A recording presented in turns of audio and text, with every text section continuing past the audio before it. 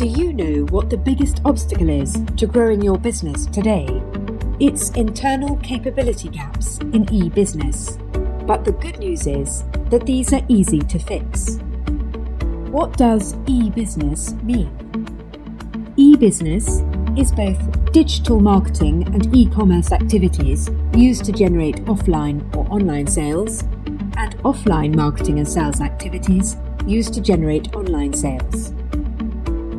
Most companies know that their future success depends on their ability to accelerate e-business and run their digital transformation. Yet only a few companies have appropriate learning and development plans for their employees. Today, only 27% of marketers say that their organization has a well-considered strategy for learning and development, working on the digital transformation of numerous multinationals. This experience means that we understand the crucial importance of ongoing education in e-business. We know which topics need to be prioritized in order to maximize the benefits gained from digital transformation.